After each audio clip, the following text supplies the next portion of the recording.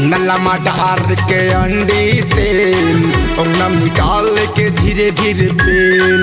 नल्लमा डार के अंडी तेल ओंगनम निकाल के धीरे धीरे पेल। धीरे धीरे पेल भोला धीरे धीरे पेल। धीरे धीरे पेल मोहित धीरे धीरे पेल। नल्लमा डार के अंडी तेल ओंगनम निकाल के धीरे धीरे पेल। नल्लमा डार के अंडी तेल ओंगनम निकाल के धीरे धीरे पेल।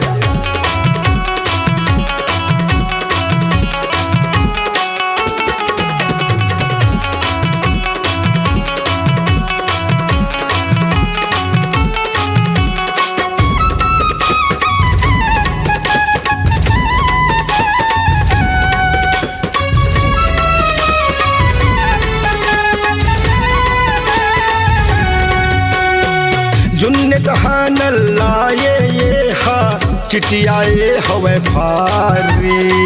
धुन चक्का माँ पेल संगी तय हा पारी पारी।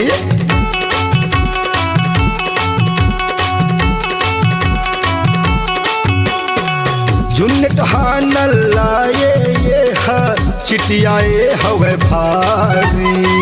दोनों चक्का माँ पेल संगी तय पारी पारी। धीरे धीरे पेल भैया धीरे धीरे पेल। धीरे धीरे पेल भोला धीरे धीरे पेल। नल्लमा डार के अंडी तेल ओंगनम निकाल के धीरे धीरे पेल। नल्लमा डार के अंडी तेल ओंगनम निकाल के धीरे धीरे पेल।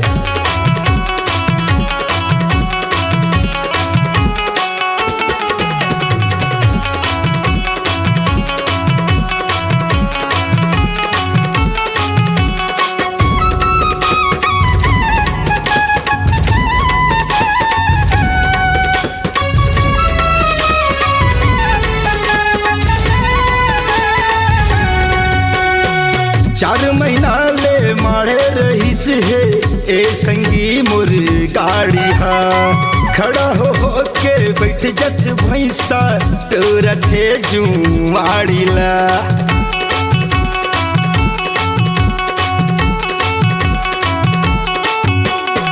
चार महीना ले मारे रहीस है ए संगी मोर गाड़ी हा। खड़ा हो के बैठ जत भैंसा तोरा थे जुआड़ी ला। धीरे धीरे पेल भैया धीरे धीरे पेल। धीरे धीरे पेल मोहित धीरे धीरे पेल। नल्लमा डार के अंडी तेल ओंगनम निकाल के धीरे धीरे पेल। नल्लमा डार के अंडी तेल ओंगनम निकाल के धीरे धीरे पेल। धीरे धीरे पेल भोला धीरे धीरे पेल। धीरे धीरे पेल मोहित धीरे धीरे पेल। नल्लमा डार के अंडी तेल ओंगनम निकाल के धीरे धीरे पेल।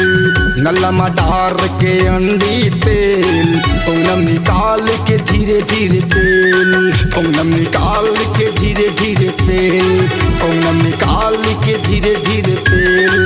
ओंगनम निकाल के धीरे धीरे पेल। ओंगनम निकाल के धीरे धीरे पेल।